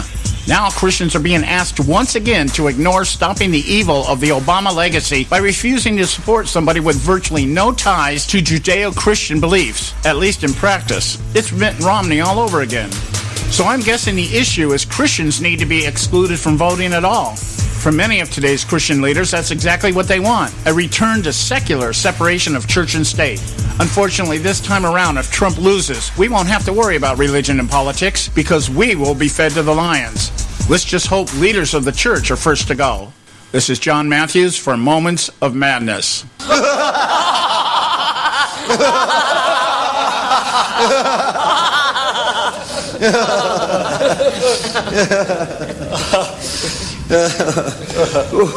Get your panties all in a bunch. The Conservative Syndicate.net, exposing weapons of mass distraction.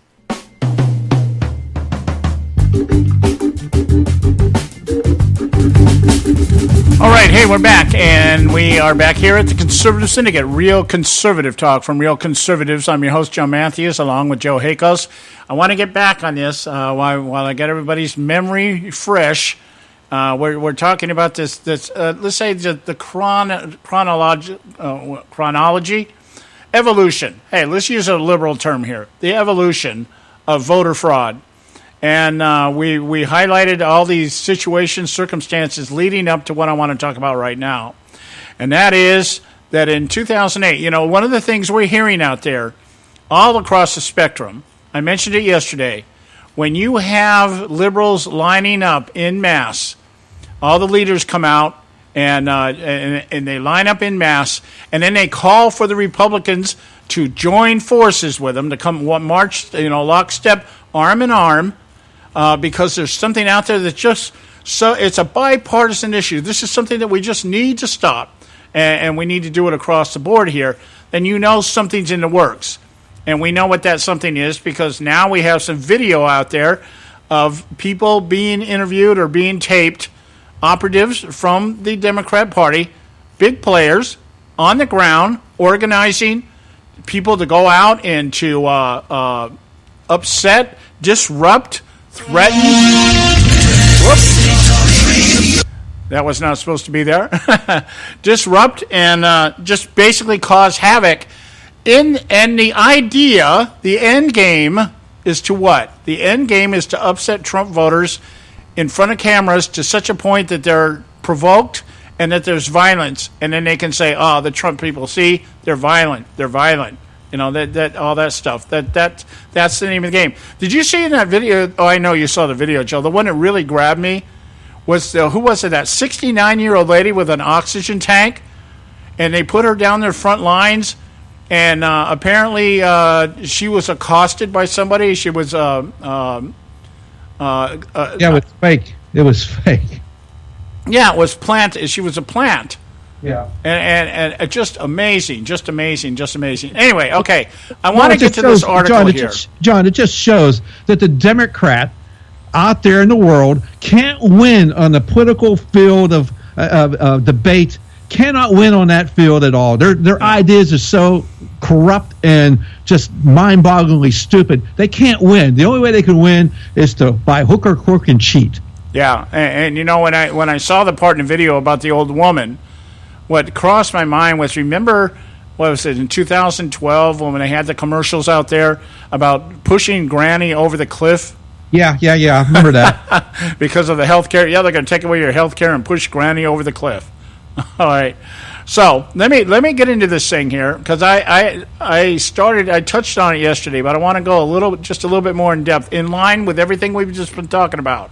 Talking about right now, Indiana is reporting that they have a massive number of voter registration data being altered, not online where people registered, but going into federal institutions. I would assume mostly the DMV, and changing data. Changing first names and changing birth dates. I'm not so sure what the plan would be of that unless you plan to duplicate something. Yeah, exactly. No. Here's my actual stuff. Blah blah blah. And then you have another person with the fake one with the other date on it. It's like, oh well, blah blah blah. That's two separate people. Oh, well, yeah, two separate people, but under the same registration. Yeah, and yeah, you could duplicate the names on the roll. And that is what was happening in 2008. All right, I'm looking at an article that came out from the Heritage Foundation, January 13th, 2014, 2 years ago, over 2 years ago. Yeah. And they're saying, they start the article out this way.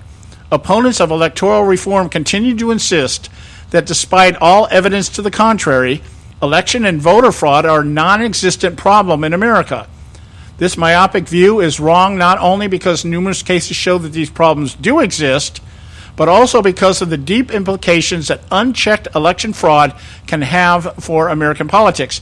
As the Supreme Court of the United States said in Crawford versus Marion County Election Board, not only is the risk of voter fraud real, it could affect the outcome of a close election.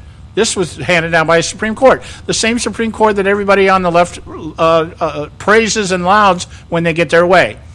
Marred by fraud, the 2008 Indiana Democratic presidential primary offers a frightening example of how such fraud can potentially alter the course of history. All right, now here's what happened. In the 2008 Indiana Democratic primary, there was fraud. It was not uncovered until after the election. This is in 2014. One thing they know, though, is that had the fraud been discovered, Barack Obama would have been disqualified from being on the ballot in the state of Indiana. And Hillary Clinton would have won all the party delegates in Indiana. And at that time, Barack Obama was ahead of her.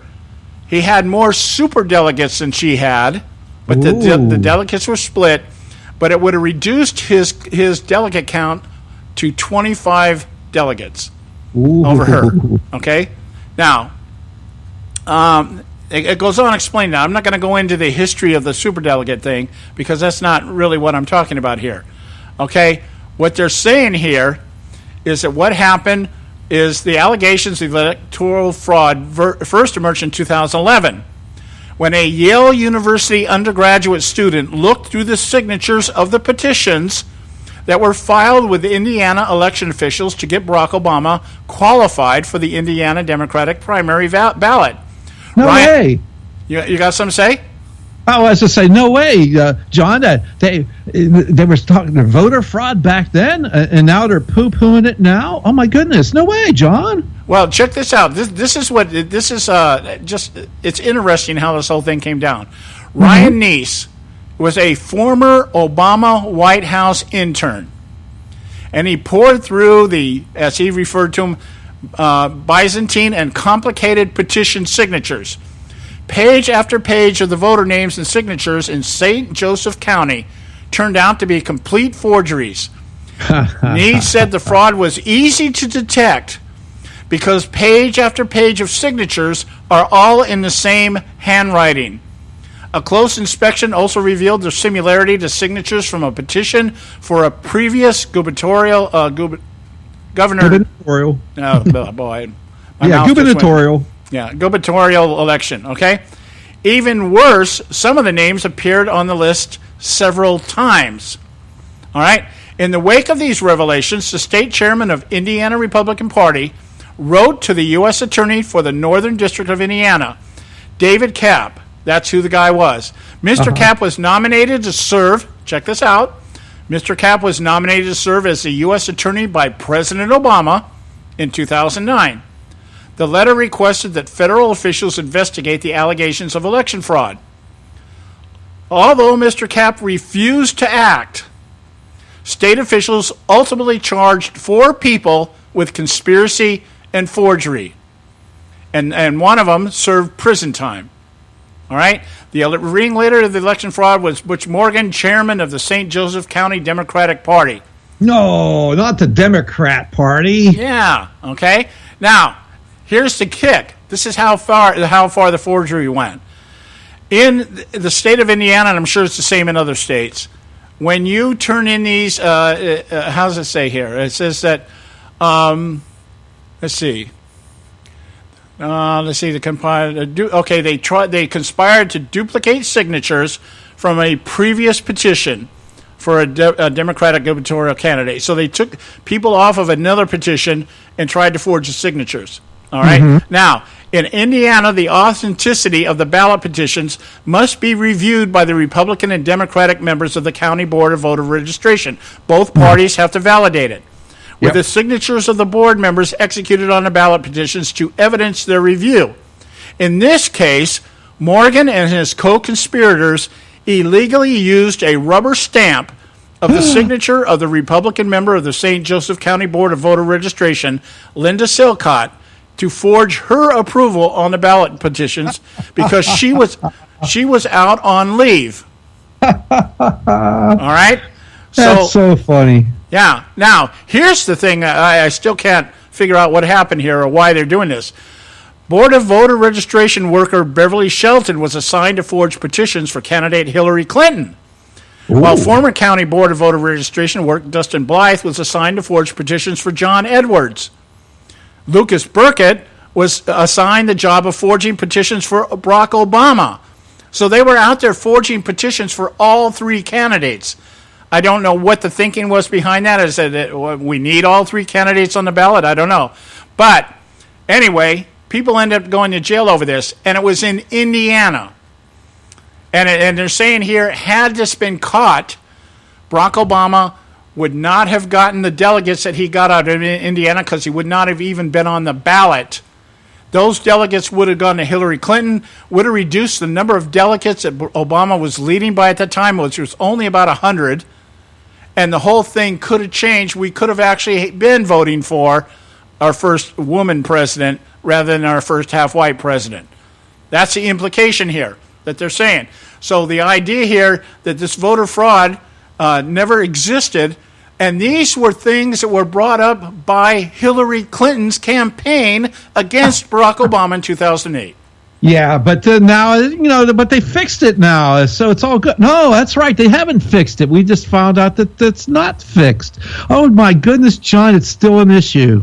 Yeah, so this whole idea, when you hear Barack Obama out there saying, oh, no, we have full integrity of the system. Full integrity of the system, by the way, that they want to take over because they're worried about things getting hacked. Yeah, and then he calls Donald Trump whining about he should just go out and win more votes. Yeah, so anyway, that's just one case here that we're talking about. I can go through others here. I may do that after the break here. Some of the other things that were going on through some of the other states during the 2008 election. So this voter fraud isn't something that's new. It isn't something that's new. It's something that's been around for a while. It's just now it works to the Democrats' advantage, and they want to make sure that they have it. Stay with us right here at the Conservative Syndicate. We'll be right back. State Talk Radio, WRS Cleveland. Ever wonder how the credit card companies make their money? Well, think about this. If you owe $25,000 on 5 different credit cards and you make your minimum payments every month, here's what it's going to cost you. Are you sitting down? You'll shell out over $13,000 in additional interest, and it's going to take over 13 years to pay off your original $25,000 balance. That's how they make money. Now it's your turn to fight back by calling the Debt Solutions Network. We'll work on your behalf to reduce your debt. We specialize in credit cards, retail store cards, and medical bills. We promise we can and will reduce your debt. Call right now for a free 15-minute debt analysis. 800-709-4392. 800-709-4392. 800-709-4392. 800-709-4392. Extend your life with Extendovite. When I had a heart attack at 42, I was not sure what the future held. But a year later, the doctors could find nothing wrong with me and took me off all my medication. What did I do? I took a herbal mixture of garlic, cayenne, and a few other herbs mixed in liquid form. I now call this Extendovite. I would have never believed that a few simple herbs could actually change my life like they did. Now it's your turn to see what the powers of garlic and cayenne can do for you. For only $69.95 plus shipping and handling for a 2-month supply of either capsules or liquid, you too can begin on your path to better health. For more information, call 1-877-928-8822. That's 1-877-928-8822. Or visit our website at heartdrop.com. Extend your life with Extendovite. I've owned my company for 14 years now, and I can tell you that payroll is a 4-letter word. I hate doing it. It eats up hours I don't have, and it costs me money I could be saving. But my accountant's too expensive, and I'm not sure who to call, but I know I need help. We're Paychex, and we take all the hassles out of small business payroll. We save you time and money. It's easy. Call, fax, or give us your payroll information securely online, and we take care of the rest. We calculate the correct taxes, manage payments and direct deposits. We even send out your checks. Payroll doesn't need to be a 4-letter word anymore. We're so sure that we can save you time and money that we'll give you a month's payroll free. Just for calling 877-663-3830. Get 1 month's payroll for free. Call Paychex right now. 877-663-3830. That's 877-663-3830. Hey, I don't back anybody unless I believe in them. And I do believe in the value of investing in gold and silver. And the company I trust to buy my gold and silver from is Swiss America. I've been working with them for nearly a decade. I trust them, and you can too. Swiss America will help you sort through and find the best options available when you're considering investing in gold and silver coins. Listen, for over 30 years, Swiss America has been offering Americans what they want in their investments: safety, liquidity, quality, reliability, and a potential profit. Gold and silver have a place in every investor's portfolio. So, why not let Swiss America help you diversify your investment portfolio now? Call now for free information.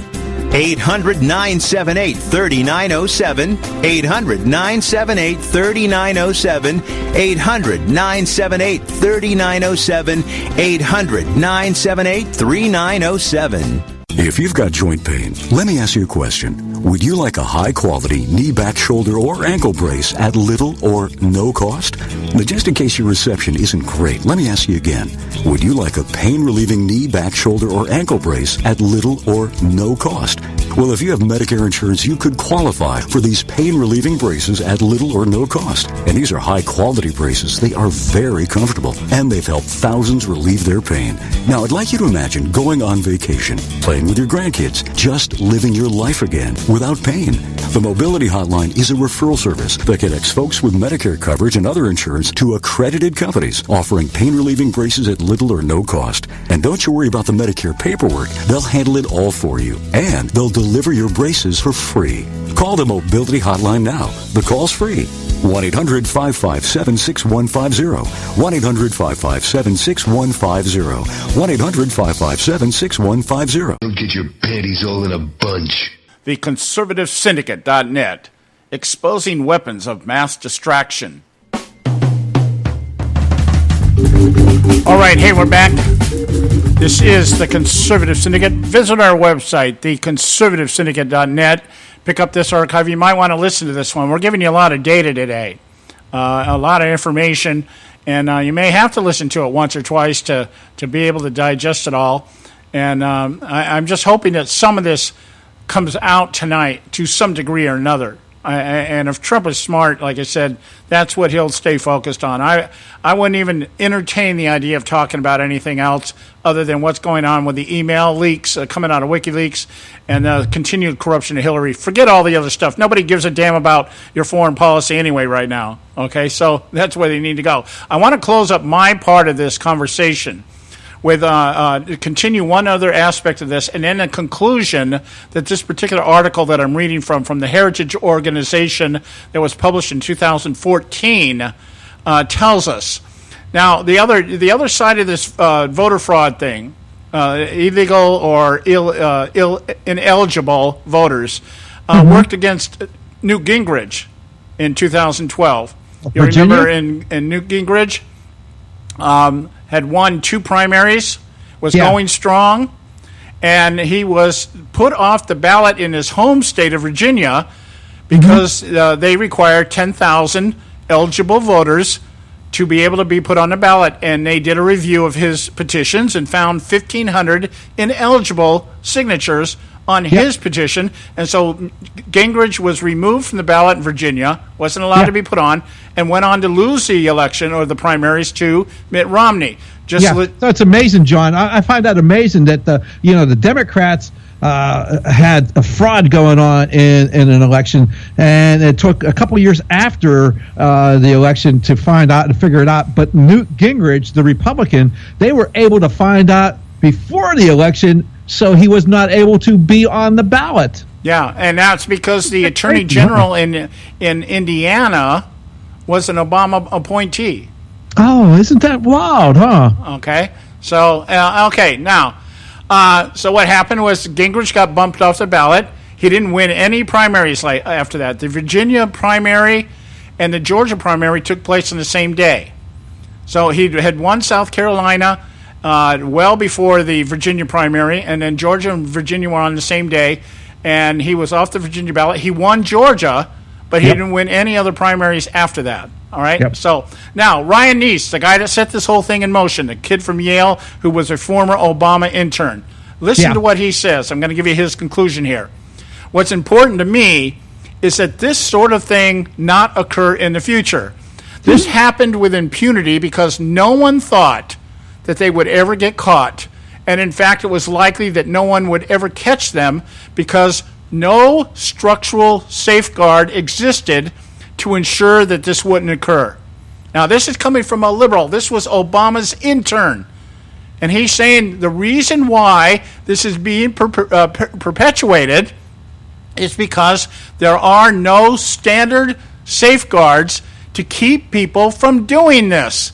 So what does that take us to? Voter ID. Legitimate voter ID. But we also learn here from the Podesta emails that they can even have a way to do that. We'll just give somebody an ID. We'll just provide them an ID, and they just go in and say, here's my ID. It doesn't have to be a real ID because there's no way of authenticating that. All right? Yep. So that's what all this about this voter fraud, the reason the liberals are all up in arms about it right now is because this is how they win. It's simple. It's how they win. And now, all of a sudden, they fired the guys today in the video. I think one step down, they fired the other one. So what? Too little, too late. And I can guarantee you Hillary Clinton tonight, when she's asked about this, is going to try to distance herself. And just like we had no knowledge that this was going on, this is horrific, the impunity, the purity of our system. And I hope somebody in the Trump camp said, why don't you ask her about 2008 when she was accusing Barack Obama of bussing in people to attend the caucuses because all of a sudden he had this sudden rise in numbers. Yeah. That's not going to happen. That would take preparation, and I guarantee Donald Trump is not that prepared. No, I'm sure he's not. But you would hope that somebody in that camp would say, "Hey, here's the little information. You don't have to feed them all the data.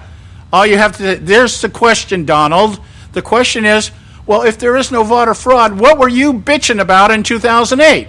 What he ought to do is go in with a big freaking 3-ring notebook of just everything here and say, I'm going to go, I got it right here. It's right here. And say, because there's so much, nobody can memorize all of this. Are you crazy? Yeah. But Chris Wallace has already said he's not the truth finder. All right. He's not going to vet anybody. He's not going to check anything, and that's going to be his out. Yeah. Okay. Well, okay. You can always go to Hillary Clinton's site for the fact check. All right. So I said everything I need to say, Joe. You have the con.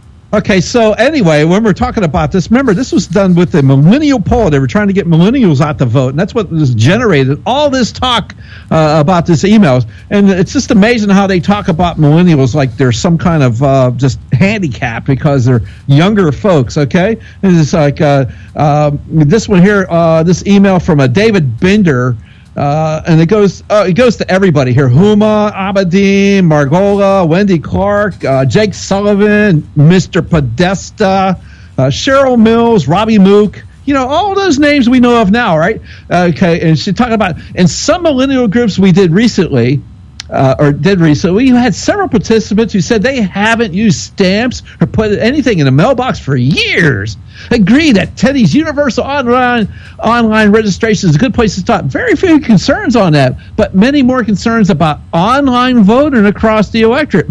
Sounds like a little flag there, John. And then it goes from there. It goes to from Tenny Goff to the Grunwald, Connolly, all these folks again. I agree with that. Though there are some security / fraud and some big brother, quote unquote, type concerns that we need to expect some blowback on. An easier place to start would be universal online voter registration. Universal online voter registration sounds like comprehensive immigration reform. These people, you got to watch out for them. Right now, only 20 some odd states allow online registration, with the rest requiring delivery of a paper form. What an anachronism. In other words, how old-fashioned. How many millennials do you know with easy access to a printer, envelopes, and stamps? Yeah, because the average millennial today uses everything on their phone. Really? Are you kidding me? They live by their computers. They got access to a printer, an envelope, and stamp. Are you kidding me? Just because some that you've talked to never used that. There's precious little snowflakes. Oh, my goodness. I think, and then it goes on, I think millennial support for voting online is really interesting. Might make a good proposal for the campaign. Good counterpoint to all the roadblocks GOP has put up to make voting harder. Ooh. Yeah, there's roadblocks like, I don't know, show picture ID, actually show that you live where you say you live. Right. Things like that. Things you have to do to buy pseudoephedrine. I would be okay, given the technology we have today, I would be okay with people registering online. But the way that it should be done, just like when you go to I went to a convention last month. Yes. Okay, you register online. They send you an email. Yes. With a scan. Yes. And it's a scan mark, and it's on your phone. And then when you show up at the convention, you scan that, and it shows who you are. Yes. That would be the way to do it. The idea of saying, okay, you can register online, but you have to vote in person. How does that prove that you're a citizen and you're eligible to vote? Well, I don't know how they would do that in terms of. So there's the rub. Just because you can get something over the phone and online doesn't mean you're eligible to vote. But that would be that would be what you would counter that with, is some type of voter ID, whether it be a driver's license or something. And even that, as we know now, they would try to circumvent that. We'll provide the IDs for people. But the point being is that when you have people out there, that would be like a double system there. You can register online, you get a scan, but when you show up, you've got to prove that you're the owner of that phone. They scan it. Okay, are you Joe Doe? Now I need ID to prove that you're Joe Doe. That would make it a little bit more hard, because they'd have to buy everybody iPhones. Well, the iPhones that's one of the chosen companies because they contribute to the Democrat Party. Oh, I know it. Then the Democrats would use the free Obama phone to do that. All right. Oh yeah, of course they would. Hey, let's go to the break, and then we can talk about maybe a little bit of debate. We'll talk a little bit about the debate thing. Well, I hope you got a wealth of information today. At least stirred your curiosity enough to maybe go out and do your own research out there and find out if what we're saying is true. And you will find out what we're saying is true. Stay with us right here at the Conservative Syndicate. Don't go. There is an old saying, children should be seen but not heard. At no time is this more apparent than when politicians speak. TheConservativeSyndicate.net, the adult in the room. Hey folks, if you're like me, you don't place a whole lot of trust in today's media for the real truth and facts regarding the volatile world of finance and politics. When I want the real scoop on money, I go to the most trusted source I know, my good friend and colleague, Bob Cardoso. Bob is a noted expert with a PhD in international finance who airs his nationally known, globally syndicated show, Robert Cardoso Live Daily, Monday through Friday, 3 to 5 p.m. Pacific Time. With Bob, you get the right information at the right time from someone who knows his business and can help you make the right decisions concerning yours. Again, Bob airs daily, Monday through Friday, 3 to 5 p.m. Pacific Time. Visit his website at robertcardosolive.com for information regarding stations and topics. That's robertcardosolive.com. Check Bob out. You'll be glad you did.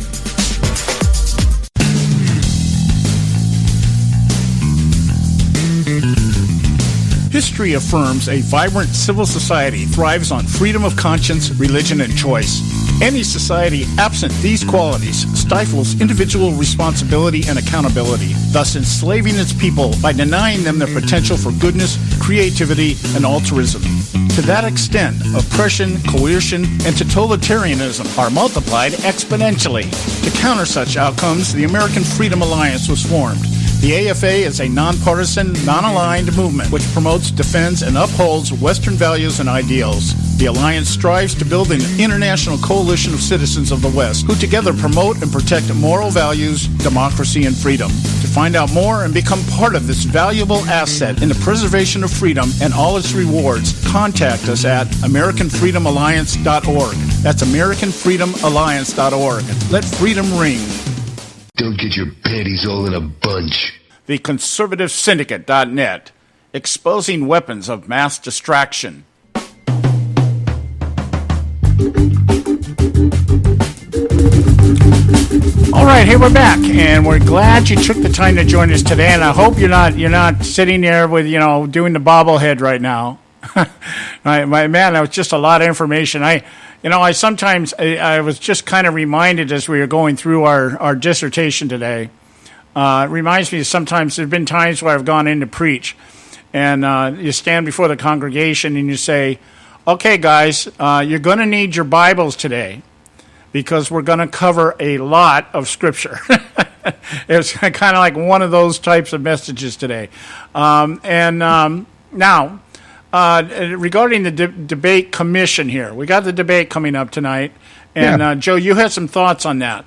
Yeah, the debate commission, and I'm just going to look at a little report from Robert Donche, a finance reporter, and he did a report. This came out yesterday, okay? And really, it talks about key members for the Commission on Presidential Debates are in bed with Hillary Clinton. Go figure. Oh, my goodness. But let's talk about this a little bit. Chief members of the Commission, the presidential debates have historically donated to Democratic nominee Hillary Clinton and to the Democratic Party overall. Now, let's understand this. The Commission on Presidential Debates was founded in 1987. And why? To ensure debates are nonpartisan and provide the general public the best possible information. It is a nonprofit 501c3 corporation that has sponsored all the debates since 1988. Yes, I wonder if they were a 501c3. I wonder if they were investigated by the IRS. Probably not. No, probably not. No. Yeah, probably not. Anyway, co-chairman Michael D. McCurry donated to Hillary Clinton campaigns from 2000 to 2008, giving her a total of $5,650 over 8 years. In 2006, during her first push for the White House, McCurry gave Clinton $2,100. There's even a federal elections lawsuit that alleges McCurry gave $7,500 to Hillary Clinton from 2008 to 2012. Whoa! Mr. Richard D. Parsons, member of the board of directors for the commission since 2011, gave Hillary $7,900 while she ran in 2008, and it contributed again during the 2016 cycle. That would be the current one. Okay? Interestingly, Parsons was invited to speak at the Clinton Global Initiative in 2007. Oh, the Clinton Foundation. No way. Just one year before his large donation to Clinton in 2008. Longtime supporter of the party, Democrat Party, Paul G. Kirk, chairman emeritus of the commission, gave Secretary of State John Kerry $6,250 since 1990, and gave the maximum of $4,600 to now President Barack Obama in 2008. Senator Obama is one candidate who, in the best tradition of American history, will not take us back, but will lead us into the new future, Kirk proclaimed in 2008. Representative Jane Harman, who I know you've seen before on Fox, she comes at it everything from the left. In fact, if it's Democrat, she's in love with it. Okay, Jane Harman, member of the board of directors since 2014, came out in full support of Hillary Clinton in 2016. Hillary's strength and her experience make her uniquely qualified to be commander-in-chief and deliver the change Americans want, Harman said in the press release. Harman's husband, Sidney Harman, gave Clinton $2,300 during her first presidential run in 2008 and $25,000 to the Democratic National Committee so they could go out and spend that money on sending people out to interrupt Donald Trump campaign events and do voter registration drives for illegals. No, that's not what it says here. Oh, but he also gave more than $64,000 to Democratic Party committees and progressive PACs. Oh, my goodness. Shall I go on, John, or do you want to say something about it now? Well, I was thinking more about the debate itself here. Okay. Some of the things that we're going to be looking at here, I was just kind of thumbing through some of the stuff I've seen during the course of the day out there. I think the reason why I bring it up, John, is when we hear Donald Trump out there say it's a rigged system, well, this is part of that. This is part of the rigged system. Maybe this that's and what we media need to emphasize. And the voter fraud. Okay, that's the reason why I wanted to bring it, because you got Barack Obama out there going, "Quit your whining, Donald." Yeah, maybe that's what we need to focus on here. Here's the point. When Donald Trump says that the elections are rigged, he's not just talking about voter fraud. And the reason the media is trying to keep it on voter fraud is because it detracts from the bigger picture of all the other elements of the rigged election. For instance, the play of the establishment on both sides. The unholy alliance between the establishments that would now, just in the last election, or for the last 8 years, have been, our whole job is to stop Barack Obama, even though they haven't done that, but they've been saying, yeah, that's the way it goes, to now openly praising and endorsing their political opponent, the one that they say is not going to be any good for the country, but we'll support her because she's not Donald Trump. Okay, so that you have those ties. And then the media ties into the whole this thing. The media, we've said this before. The media, this election is about the media much more than it is even about the candidates. Yeah. Because the media is the one that is the venue. It is the conduit. It is the avenue that they travel to put the narrative out there. We were just reading in John Podesta's email here about. We just need a simple paradigm change in order to get what we need, and that is to get people to be able to vote and register online to vote and then vote. Okay, so yeah, that's the media is tonight. We're not going to be looking. We're going to be looking at somebody like Chris Wallace, who is to the media what Mitt Romney is to the Republican Party. He's an establishment pawn. He's a guy out there that's going to try to carry the message out here. He's already saying he's not going to worry about whether either of the candidates are lying or not. He says it's up to them to figure it out. It's up to them to call, which I don't necessarily, I don't disagree with that. But the point is, will he give Trump the time? If Trump starts to rebuke and say, wait a minute, she's not saying, if they do it with Hillary, well, it's just absolutely false. Go to my website. Well, we got fact checkers out there right now. All of our fact checkers are checking everything right now. Go to our website, and he's just absolutely false. Everything Donald Trump says is absolutely false. Trump comes in and says, hey, everything she's saying is a lie, and they want to interrupt him. Well, it's not your time. It's not your time. You know, that kind of stuff. So I expect to see that. But I do believe that tonight's debate, believe it or not, in my opinion, is Donald Trump's to lose. He has got to go in there, and I don't really understand I'm saying this, but this is what I feel right now. He has got to go scorched earth tonight. He has just got to go in and just paint this woman as the daughter of the devil that she is.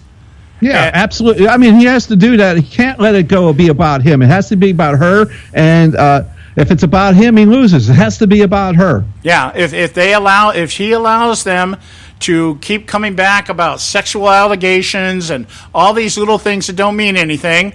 And you know, I was thinking about today. I heard it again today. Hillary Clinton has the temperament to be president. I want somebody to define that. If she says tonight, hey, Donald Trump doesn't have the temperament to be president, I would look at her and say, define what that means. What do you mean by temperament? Do you mean the ability to lie to the American people with a straight face and not get all cockeyed?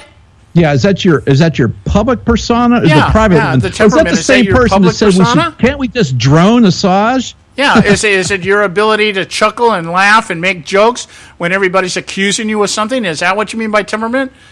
Do you mean by temperament the ability to tell us that that a video was the reason 4 Americans died, and you've now still standing here telling us that that the parents of these people who said that you told them this story are lying, and you can do it with a straight face, and you don't get all rattled? Is that what you're talking about with temperament? You don't get rattled when you're confronted with something? You know, I'd rather have an animated president. I'd rather have somebody who stands up and jumps up and down on the chairs and says, "What the hell's going on here?" You know? Exactly. As like Colonel Ralph Peters said, "Quit being that P word." Yeah. So I'm really kind of wondering how much Clinton is going to be on the defensive if Donald Trump has to stay on the offense, and then we'll see if Chris Wallace does what he promises to do, and that's to stay the hell out of the way. That would be wonderful.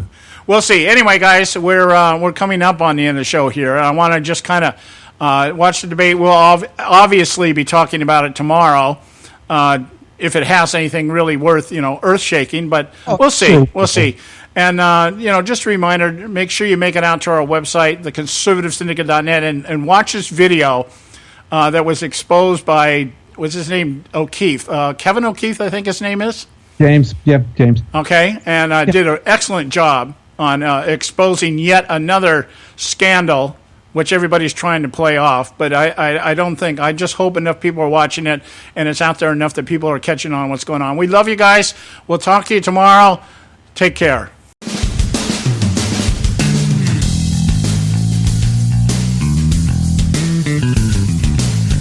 Thanks for tuning in to this edition of the Conservative Syndicate, the nationally acclaimed, globally syndicated, politically incorrect talk show that seeks to tear down the imaginary wall of separation between church and state. We want to make you aware you can find and access all our show archives at our website, theconservativesyndicate.net, as well as our broadcast stations and times. That's theconservativesyndicate.net. We so appreciate you taking the time to tune in, and we so look forward to continuing to bring you the best in uncompromised talk radio available on the net today. And remember, folks, it doesn't matter how many times you get knocked down in life. It only matters how many times you get up. I'm John Matthews, along with Joe Hayko, signing off until next time right here at the Conservative Syndicate. God bless you, and may God continue to bless America.